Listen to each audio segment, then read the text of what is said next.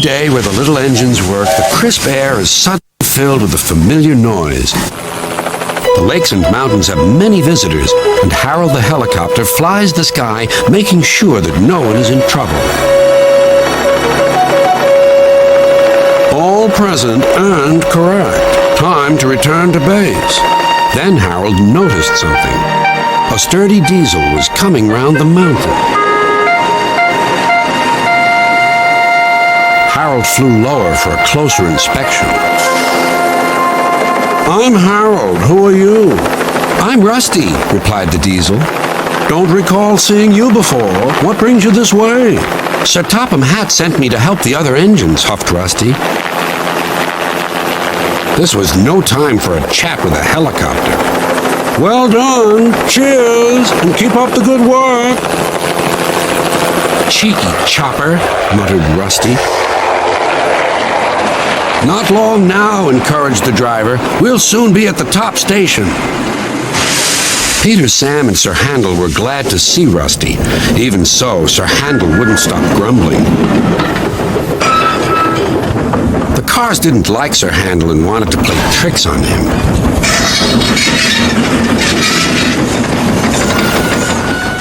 No one understands our feelings, sympathized Gordon. Now, if you were ill, you couldn't shunt cars. Could you? Good idea, replied Sir Handel. I'll try it. He did so next morning. I don't feel well, he groaned. There wasn't time to examine him, so some of his cars were coupled behind Peter Sam's coaches. Rusty promised to follow with the rest. Peter Sam didn't mind the extra work. He left his coaches at the station and trundled cheerfully on. Soon they reached the quarry where the cars were needed. Empty cars at the bottom of the slope are hitched to a cable. Loaded ones at the top are hitched to another. By their weight, loaded cars run down the steep slope, pulling the empty ones up.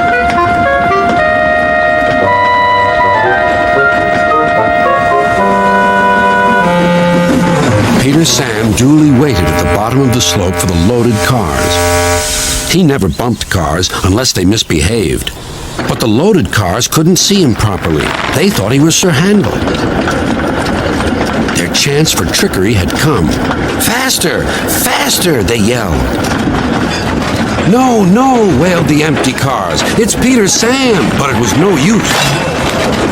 Hurrah! Hurrah! Roared the cars. Peter Sam shut his eyes.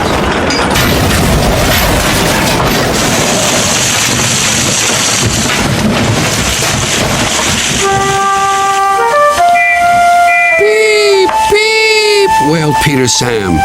Rusty was working nearby and came to help clear up the mess. Bust my buffers! Exclaimed Rusty. Never mind, Peter Sam. We'll get you out. Peter Sam felt battered. His funnel was cracked and his boiler dented. Thank you, Rusty, he sighed and limped slowly home. I'm sorry about your accident, said Sir Handel. I always stand well back. Cars don't like me. Why didn't you warn me? I didn't think. You never do. You can start thinking now while you're doing Peter Sam's work as well as your own.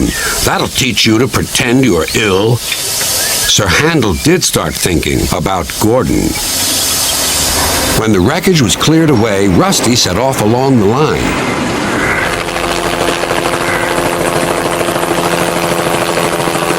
Splendid to see you again, whizzed Harold. I'm completing my evening's lookabout. Well done.